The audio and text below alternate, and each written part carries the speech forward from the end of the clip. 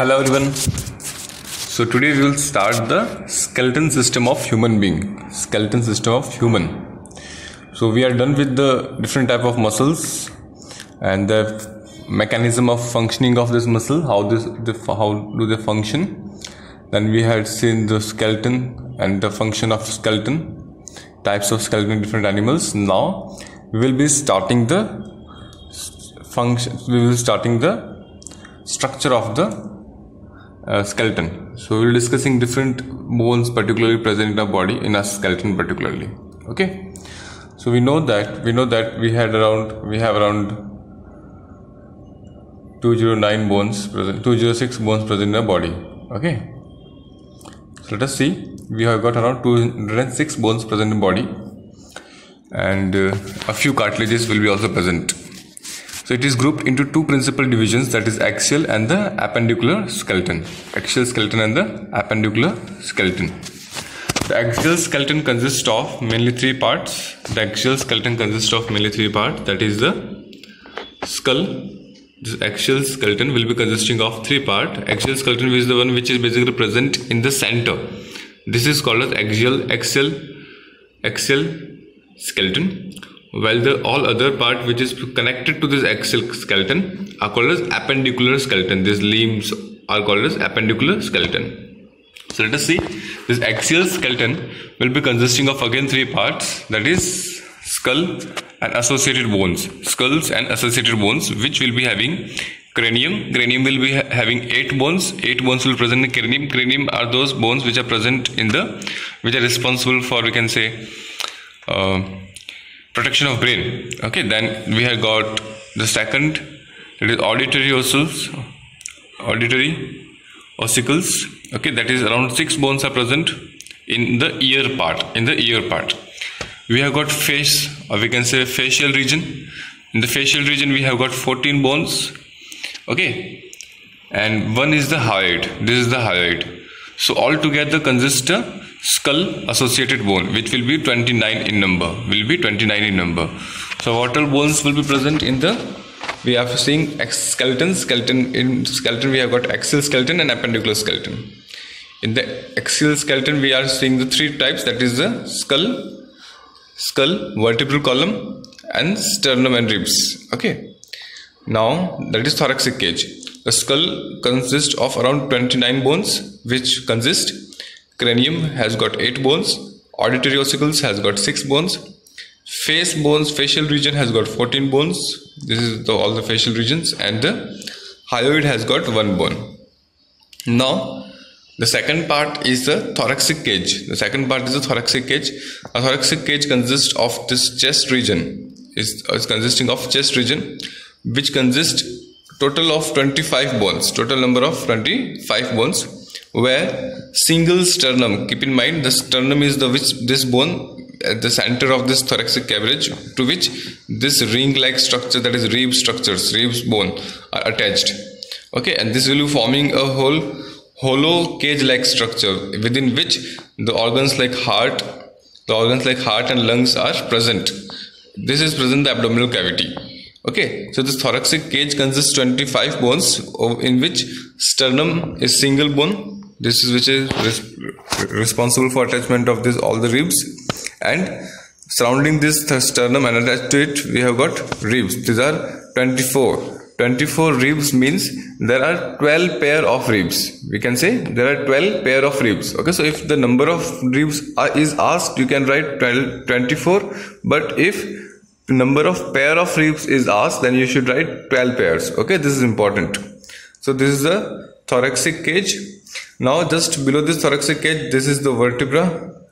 Okay, vertebral column. Actually the vertebral column is not below the thoracic cage. It will be right from this axial, the one which is basically just below the skull, to at the bottom, at the terminal part. Okay, this whole, if we can see dorsally, this is dorsally placed. Okay, so in the dorsal region it will starting from the neck region to the back, up to the terminal of the back. Okay, so here it is vertebral column consists again three parts, that is vertebrae. These are the vertebrae. 24 vertebrae are there. 24 vertebrae are there, which will be again consisting cervical, sorry, which will be consisting different organ regions. Okay, then the sacrum. Okay, then it's the sacral bone. We can say this is the sacral bone, a triangular shaped sacral bone. Okay, and the coccyx is the one. This is the one, the coccyx. Okay, so altogether we can call this vertebral column, which has got around 26 bones. We will see them one by one again in detail. Okay, next is the appendicular bones. So we have seen the axial bones, axial skeleton. Axial skeleton consists of skull and associated bones, thoracic cage consisting sternum and ribs, skull consisting cranium, auditory ossicles and face and hyaloid, and the vertebral column consisting vertebrae, sacrum and the coccyx. Okay, now the another skeleton which is basically associated with this axial skeleton and which is responsible for the movement of the body, particularly this axial skeleton, and within this axial skeleton also the thoracic cage and this vertebral column, and even the skull also, most of the skull except this facial bones, some of this facial bones. Most of this axial skeleton is responsible for providing the structural framework particularly and protection, while the appendicular skeleton which is present in the this limbs, okay, is mainly responsible for providing the movement, although it is also responsible for providing the protection and the structural framework. But this is the one which is also responsible for providing the movement. Okay, so here we can say this appendicular skeleton can be further divided into two parts, that is limb bones and pectoral girdle and pelvical girdle. So we can say we can divide it into majorly two parts, that is the girdles, okay, and the limb bones. What are girdles? Girdles are this bones that are present at this joint. These are present at this joint which is joining with the part of body. Okay, so we can see here the pectoral girdle, which consists of clavicle and scapula, which is present in the shoulder, Okay, so it will be having clavicle and the scapula, which is present in the shoulder. Okay, so two bones of clavicle and two bones of scapula, while the pelvic girdle, which is present at the pelvical region, which connects this hip bone with the limb bones. Okay, so in the pelvical girdle, we have got coxal bone, that is two number of coxal bones, or we can say hip bones. Okay, these are in the pelvical girdle, and the pectoral girdle we have got four bones, that is clavicle and scapula, and pelvical girdle, which is below the abdomen, has got two bones, that is two bones of hip bone, or we can say coxal bones. Okay, now limb bones can further be divided into two parts, that is the upper limb and the lower limb. Okay, and the upper limb, or we can say forelimb. Now in the case of humans, we should be calling them upper limb or lower limb, because we do not have exactly forelimb or hind limb. Okay, but still we as a human are evolved from the animals who used to walk on the four limbs. So this upper limbs, or we can say the arms, are the modification of the four limbs. The arms which are basically we having are the modification of the four limbs. Okay, so we can say four limbs and the hind limbs. The four limbs consist of the arm, okay, whole hand, okay, and the hind limbs consist of the legs. Now the forelimb will be again, upper limb will be having total of 60 bones. The upper limb will be having total of 60 bones. Okay, consisting the humerus. These are the humerus, the longer bone. Okay, then the radius, we will be discussing them. Radius, 2 bones, ulna, 2 bones of ulna. Carpals, 16 bones here. Carpals are basically found in this palm region. Okay, consisting of 16 bones, and metacarpals is around 10 bones, and then the phalanges, or we can say digits, the one which are responsible for forming fingers, all that, right? So these are 28 bones. These are 28. So this total number comes to 60. Okay. So that was about the number of this metacarpals are again will be 5 into 2, so we can say total 10 bones. Carpals, that is the wrist bones, are 8 into 2, this means 16 bone. Okay, so we are basically considering as a 2 hands. Okay, so that altogether a single hand will be consisting 30 bones. So humerus will be 1 in one hand. So in 2 into 2 is equal to ulna 1 into 2, radius 1 into 2, carpals in one hand, in one arm it will be 8 and 2 it will 16. Metacarpals 5 into 2 is equal to 10 and phalanges is equal to 28. Okay, so these are the number of bones present in the human hand. Okay, next is the forelimb. After forelimb we have got lower limb, or we can say hind limb. So here again two pair of leg is there. So the femur, which is the longest bone, we can say, has got two femur and two patella. Two femur and two patella. Here you can see the one which is present in the knee bone, we can say knee bone. Okay, we can call it, it's a knee bone as well. Next is femur and patella, tibia again two tibia, and fibula again two.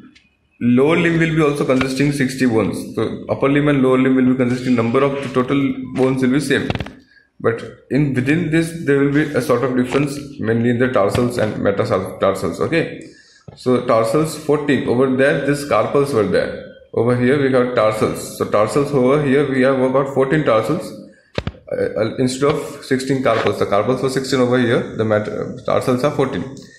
Metatarsals are 16 and phalanges are 28. Phalanges are 28.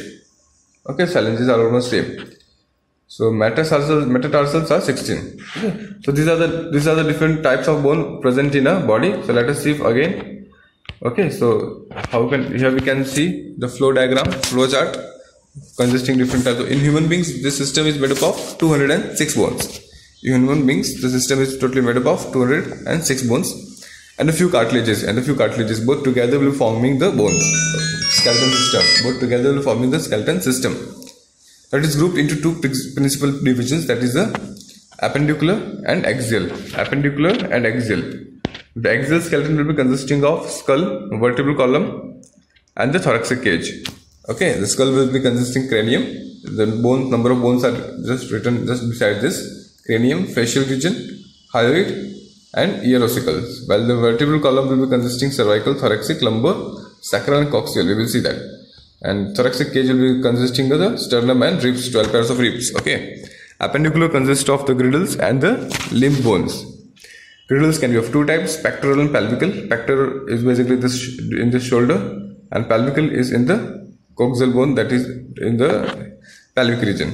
Limb bones of upper limb and the hind limb. Okay, upper forelimb and the hind limb. So humerus, radius, ulna, carpals, metacarpals, and phalanges. While in the hind limb, you have to revise it again and again, because the more you will revise it, the more you will be able to learn it. And remember it. Okay, so it's important for you to remember these all numbers of bones. Okay, and where are they present? Bones of hind limb: femur, tibia, fibula, patella, tarsals, metatarsals, and the phalanges. So these are the different bones present in the body. Altogether they will be consisting 206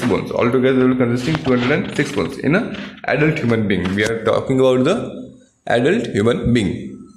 Okay. So now let us start with the axial skeleton. Okay. So now axial skeleton consists of around 80 bones. And it is the one which is distributed along the main axis of the body. Which consists the skull, vertebral column, and the thoracic cage. Thoracic cage consists this both sternum and ribs. This thoracic will be consisted of sternum and ribs. Let us start with the skulls. Okay. So this is the skull. The skull is composed of two sets of bone, that is cranial and the facial. The cranial and the facial, right? The total of 22 bones are present, out of which the cranials consist of 8 bones. Okay, the cranial are the one which are responsible for protecting this brain. The cranial forms a structure. The cranial bones will be forming a hollow structure within which the brain is protected. Okay, and the facial bones are the bones which are present in the facial region, which are responsible for the shape of the face and even the different what you can say to hold the different parts of the face as well.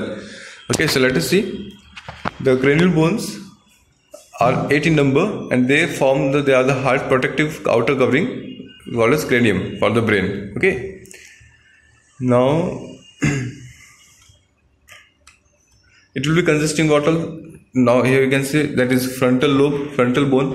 This is the frontal bone of, we can say, cranial bone. Okay, that is the coronal suture. The suture is the basically a type of connection, a type of connective tissue, or not connective tissue, but a type of joint. It's a type of joint. We'll see that what type of joint are. There are different type of joints. So suture, this coronal suture is the joint between these two bones, that is frontal bones and parietal bone. The frontal bone and parietal bone. Okay, this is the parietal bone, and this is the lumboid. This is the occipital bone. So this occipital bone is protecting the occipital region, parietal region, frontal lobe. You will be studying the structures of brain as well. So depending on what part of the brain it is protecting, they will be of different types. So this is the occipital bone. Occipital bone. Okay, this is the temporal bone. This is the temporal bone. Okay, and this is the occipital bone, temporal bone, and parietal bone, frontal bone, and this is the sphenoid bone. This is the sphenoid bone.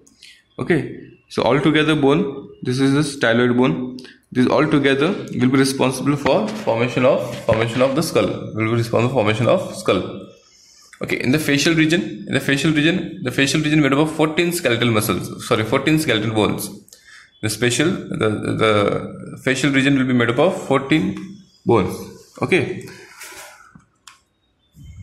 that is the sphenoid bone. This is the sphenoid bone, the nasal bone, and this is the lacrimal bone, nasal bone, and zygomatic bone, maxilla.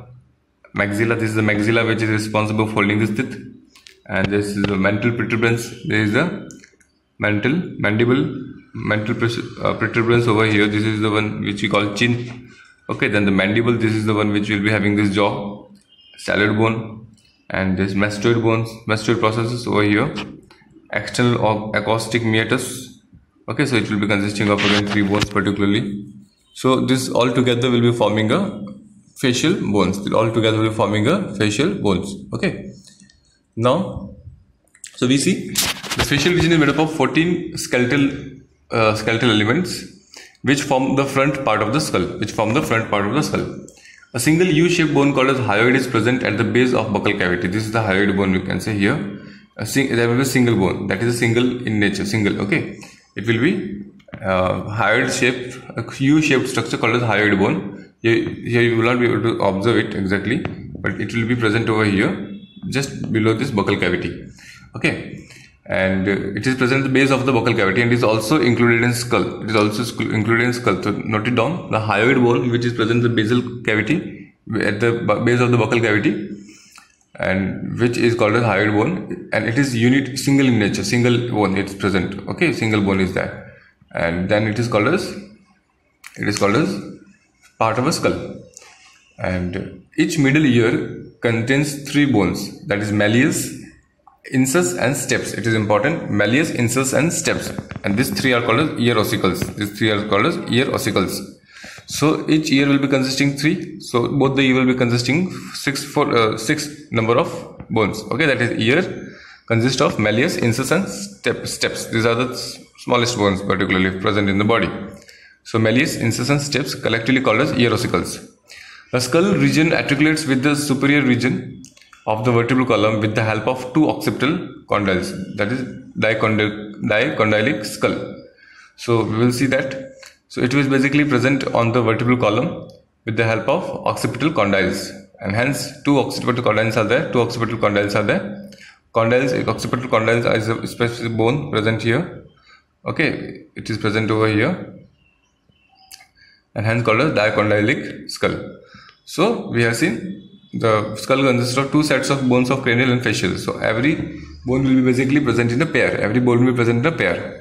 So total 22 bones are there, where the cranial bones are 8, so which will be consisting parietal bone, frontal bone, temporal bone, and occipital bone. So these are the 4 main bones of the cranium, and they will be present in pair. It means they will be forming a total 8 bones, 8 number of bones, right? which will be responsible for making a hard protective covering of a cranium for the brain, for protection of brain, so that the brain can be stored. While the facial region is made up of 14 skeletal elements,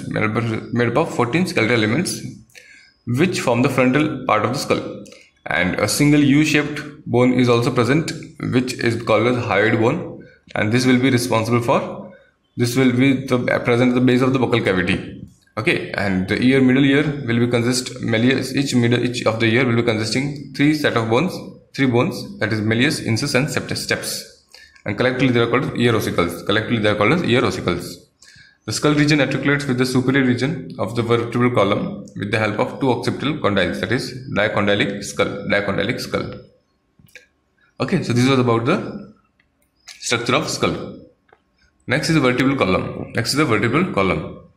Now, vertebral column is basically the second part of the axial skeleton. It's the second part of the axial skeleton.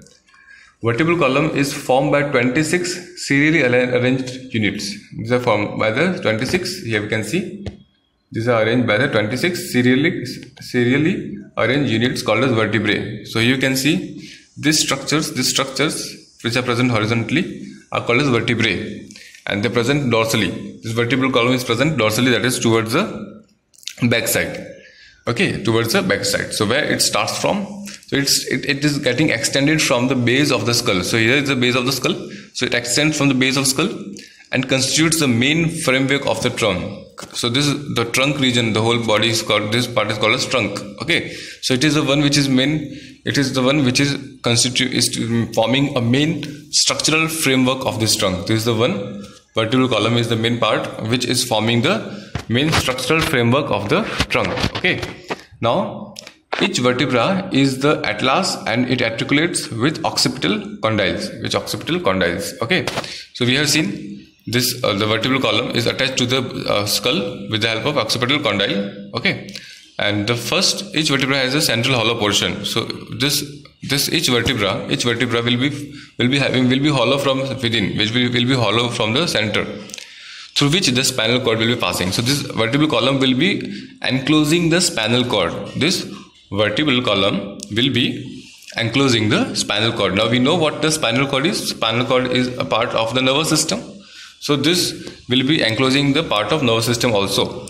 So each vertebra has got a central hollow portion. So all these vertebra will be connected with each other, and each vertebra will be hollow. So it will be forming a whole hollow pipe-like structure within which the spinal cord will be present. Okay. So each vertebra is a central hollow portion through which the spinal cord will be passing. Now the first vertebra, this is the first vertebra. The first vertebra is differentiated into, this is the first vertebra here up to right from here to here. So the first vertebra is differentiated into cervical, that is 7 vertebrae are present in the cervical region. This is the cervical region. This right from beginning to here, 7 are present in the cervical region. Next, it's the here thoracic vertebra. Next, the thoracic vertebra consisting of 12 region. This thoracic vertebra consists of 12 vertebra. Thoracic region will be consisting the 12 region.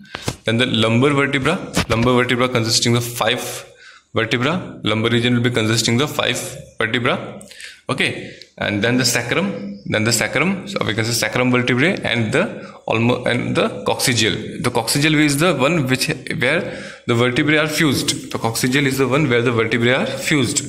Okay, and the number of cervical vertebrae are 7 in almost all the mammals, including the human beings. So we'll see the number of cervical vertebrae will be 7. Then thoracic vertebrae will be 12. Okay, and lumbar vertebrae 5. You have to remember these numbers. So cervical 7, C7, T12, C7, T12, L5, S1, C1. So altogether 7, 12, 19, 19 and 5, 24, 26 and 24, 24 and 2, 26. So altogether 26 vertebrae are present. Okay, present dorsally. Okay, so this was about and within this, in between this vertebrae, we have got again a disc-like bone called as intervertebral disc. And all these vertebrae are hollow. All these vertebrae are basically consisting hollow portion. This hollow portion will be called as neural canal. This hollow portion will be called a neural canal, through which the spinal cord will be passing. Okay, so again, cervical vertebrae will be 7 in number, thoracic vertebrae 12, lumbar vertebrae 5, and cerebrum 1, coccyx 1. Okay, so these are the different types of vertebrae. Next we will see the curvature also, but let us see first of all what a vertebral column. Let us revise. So they are basically formed by the 26 serially arranged units called as vertebrae and is dorsally placed. We have seen. Now it extends from the base of skull and constitutes the main framework of the trunk. So this is responsible for formation of the structural framework of the trunk. Each vertebra has a central hollow portion called a neural canal, through which the spinal cord will be passing. Okay, so it will be protecting the spinal cord also. It is protecting the part of nervous system. The first vertebra, basically atlas, and in the first vertebra what happens, the atlas and its articulates with the occipital condyles, which is connected with the skull part. Okay, now the vertebral columns are of mainly different types, that is cervical, thoracic, lumbar, sacral, and the coccygeal. We have seen all of this with given number 7, 12, 5, 1, 1. Okay, the vertebral column will be now having main functions of the vertebral column is to protect the spinal cord. It will be responsible protection of spinal cord, which is an important part of a nerve system. Okay, it also supports the head. So it is the one which is responsible for holding this head, and it is the point of attachment for the ribs. This is also important. We have seen in the sternum and rib, we will be seeing the thoracic region. Okay, that's basically part of again bones. Okay, so here that we can say this is the point of attachment for the ribs and musculature of the back. So it will be, this is the point where all the ribs bone will be attached. Okay, all the ribs bone will be attached, and also the different muscles which are present in the back region. All different muscles which are present in the back region will also be attached to this. So it plays a very important role in a body function. And the sternum is the bone which is flat in nature. It's a flat bone and present on the ventral midline of the thorax. So sternum is basically present towards the ventral part. Here you will not be able to see here. So sternum is somewhere here.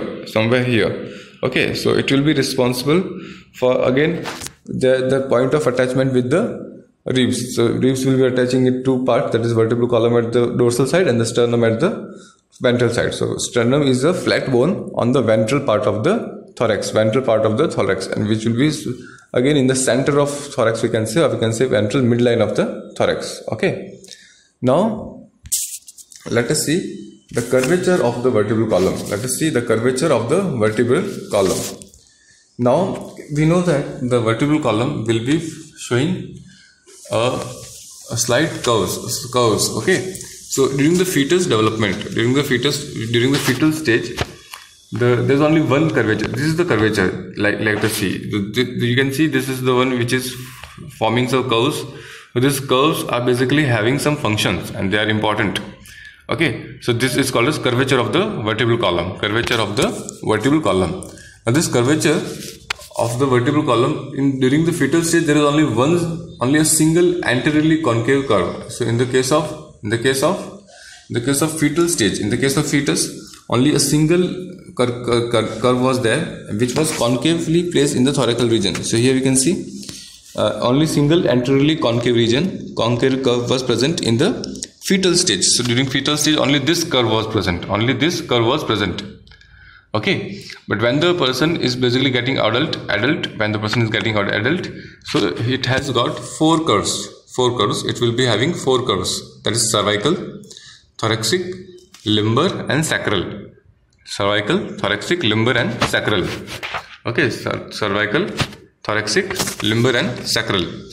And anteriorly convex, let us see, thoracic and sacral are the anteriorly concave, and cervical and lumbar are anteriorly convex. So see, we have got four type of curves. The first curve is this.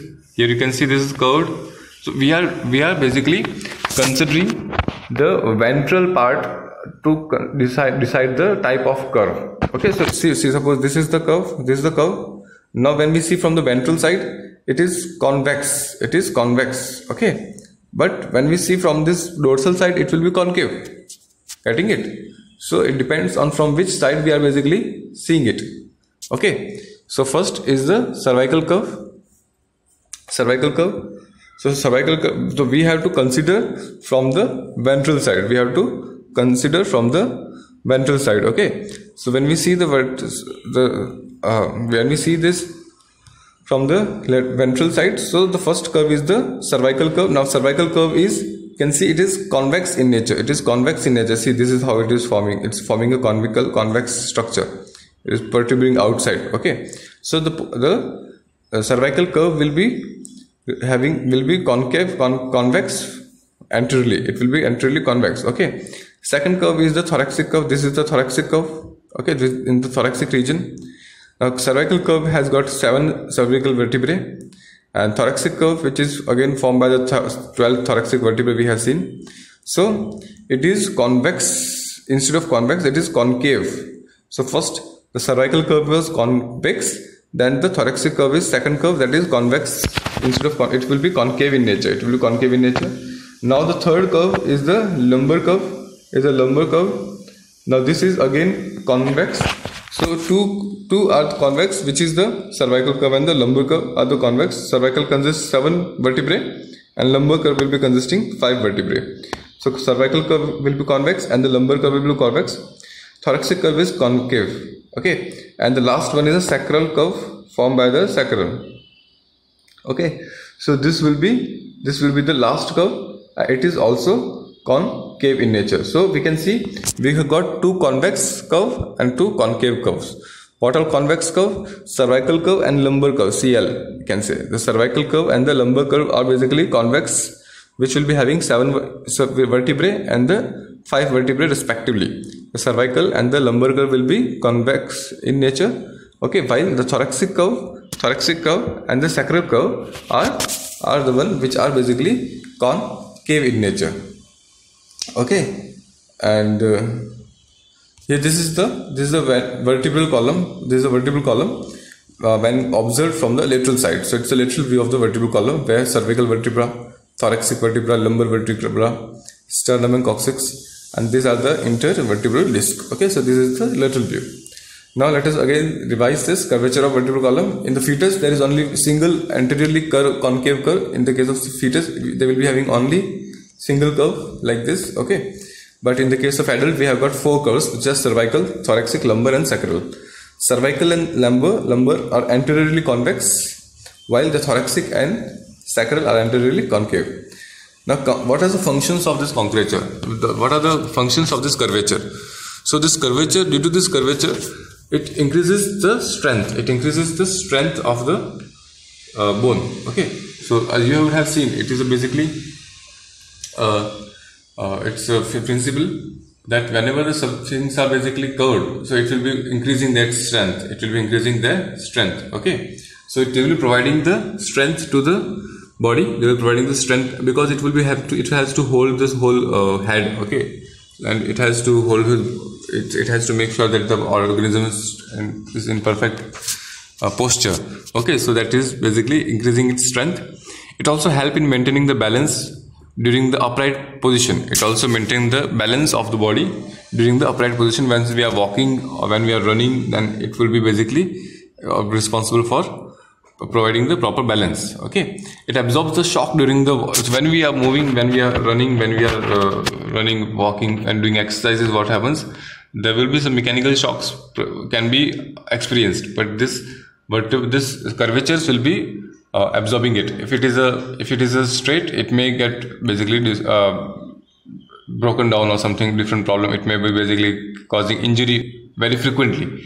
But because of this curvature, the shocks which are basically obtained from when during the walking and high exercises, so it can be absorbed. Okay, it also help to protect the column from the fracture as well. So because of this curvature, the fractures are basically, the chances of fractures are less. Because of this curvature, the chances of fractures are less. Otherwise, it may get broken down very frequently, and when a high exercise or running is done, so it may be possible. So the curvature plays a very important role. Okay, and There are some specific, what we can say, abnormalities associated with this curvature. There are some specific abnormalities or associated with this curvature. So this curvature will not be properly formed. Okay, so like the kyphosis. So kyphosis is the exaggeration of the thoracic curve. We have seen the thoracic curve. So when instead of concave, it will be forming a convex region. Okay, so here, it will be having a concave, but will be the back part will be exaggerated. Okay, so exaggeration of the thoracic curve and resulting in the round shoulders. So they will be having a very big shoulders as well. They will be covered. The shoulders will also show the curves. Okay, and appearance called as hunchback. Appearance will be called as hunchback. Okay, so many times the people will be suffering from such type of problem where the thoracic curve will be exaggerated and it will be having a high curve. Okay, due to which the person will be forming a hunchback. Next is the lordosis. Lordosis is an exaggeration of the lumbar curve. Okay, also called as sway back. So lumbar curve we have seen when it gets exaggerated, it will call as sway back. Next is scoliosis. Scoliosis is abnormal lateral curvature in any region of spine. So sometimes what may happen, the lateral curvature are also important, and this may form the abnormal in structure. So that is called as scoliosis, and it may occur in any part of the vertebral column. It may occur in any part of the vertebral column. So that was about the vertebral column we have seen. Okay, what vertebral columns are, what all vertebrae are present in them, and where they are connected with the intervertebral discs. Okay, and what are the different curvatures and what are their main functions. Okay, and then we have seen the different abnormalities associated with this curvatures of the vertebral column. Okay, now next is the ribs and sternum. Next one is the ribs and sternum. Ribs and sternum basically consist of the part of the thoracic cage. These are the part of thoracic cage and axial skeleton only. So there's a second part of the axial skeleton which will be consisting thoracic cage, because it is present in the thoracical region. It is present in the thoracical region, responsible for mainly the enclosing the heart and lungs and these organs, particularly spleen and all that, right? So this ribs and sternum will be consisting of 12 pairs of rib. Here you can see this is the sternum. The sternum is a single flat bone. It's like a tie. It's like a tie structure. Okay, the shape will be similar to the tie. The sternum is present at the ventral part. It's present in the ventral part of the thoracic region. It's a flat bone which is present at the ventral part of the thoracic region. Now the ribs will be arising from this. The ribs will be arising from this thoracic sternum. Okay, and the sternum is the ventral part from which the ribs are arising. Okay, and the vertebral column will be present at the second part, at the dorsal part. The ribs are basically forming a ring-like structure. This is the one rib, and this is the second rib at the left side and right side. So they will be forming a pair of rib. So there are 12 pair of rib. There are 12 pairs of rib. Okay, now not all these 12 pairs are basically attached with the sternum. So here you see there are exactly 12 pairs of rib. Each rib is a thin flat bone. It's a thin flat bone connected dorsally to the vertebral column. We know that in the dorsal part it is connected to the vertebral column, and in the ventral part it is connected to the sternum. Okay, and it is basically connected to the ventral part, to the sternum, and at the dorsal part it is connected to the vertebral column.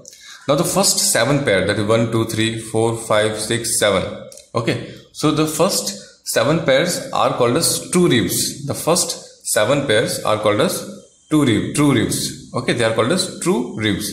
1, 2, 3, 4, 5, 6, 7. These are the true ribs. Okay, why are they called true ribs? Because dorsally they are attached to the thoracic vertebra.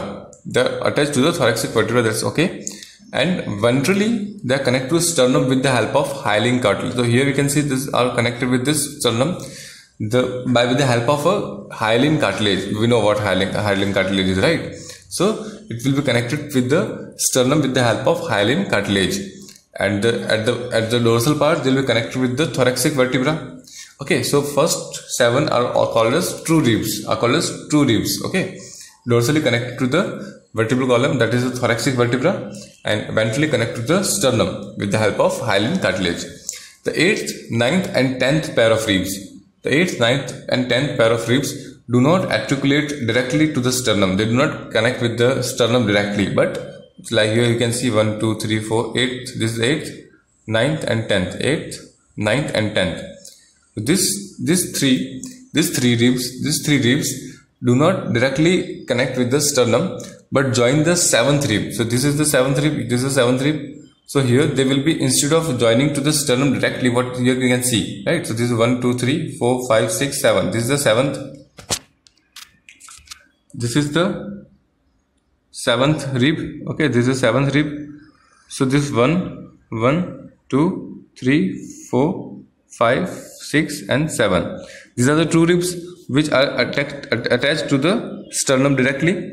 But this is the 8th. Now here you can say 8th. This is the 8th, 9th, and this last is the 10th. Now you can see these all three do not attach with the sternum directly. How are they attaching to the sternum? By the 7th rib they are attaching, but with the help of 7th rib. Okay, and hence they are called as vertebrochondral ribs. Vertebrochondral ribs, or we can say false ribs. What they are called as false ribs. Why? Because although they are ring ribs, but they are not connected to the sternum directly in the ventral pair, in the ventral side. The last pair, that is the 11th and 12th of ribs, are not connected ventrally. Okay, so you will not be able to see them in the ventral part. So here you will not be able to see them in the ventral part. So here when we count these ribs, you will be able to count only 12. But there are, we will be able to count only 10. But there are two pairs more which are connected to the dorsal part with the vertebral column, but not connected to the sternum at the ventral part. These two pairs, that is 11th pair and 12th pair of ribs, are not connected ventrally and are therefore called as floating ribs. They are called as floating ribs. Okay, and thoracic vertebrae, ribs and sternum together forms a rib cage, or we can say thoracic cage. Okay, so let us see ribs and sternum. So let us see again 12 pair of ribs. And it will be having this sternum. This sternum will basically thin flat bone present ventrally. Now these ribs these are thin flat bones which are connected to the sternum at the ventral part and the vertebral column at the dorsal part. Okay, two articulation surfaces on its dorsal end, and hence it's called as bicephalic. So we have got two articulation surfaces. It means it is connected with the two surfaces at the dorsal part, and hence it is called as bicephalic. Now first 7 pairs are true ribs actually. Why? Because they are dorsally attached to the thoracic vertebrae, and ventrally connected to the sternum with the help of hyaline cartilage. So they are connected at both the regions. Okay, 8th, 9th and 10th pair are not connected to the sternum directly, so they are called as false ribs, while the last two pairs, that is 11th and 12th pair, are not connected ventrally at all, ventrally at all, but only connected to the dorsal part, and hence they are called as floating ribs. So what do we call them? As a floating ribs. Okay, now thoracic vertebrae, ribs and sternum all together, the thoracic vertebrae, ribs and the sternum, particularly ribs and sternum, okay, all together will be responsible for forming a cage like structure, rib cage, or we can say thoracic cage, within which the very important organs like lungs and the heart and other like organs like spleen, okay, will be present. Okay, and this rib cage is also attached with the muscles that is called as intercostal muscles. These are called as rib muscles, or we can say intercostal muscles, which are playing a very important role in breathing. Okay, so what we have done? We have done the skeleton system. In skeleton system, we see two parts, that is axial skeleton and the appendical skeleton. So we started axial skeleton, within which we have done the skull. Okay, skull and the different bones present in the skull, that is cranium and facial bones, a hyoid bone.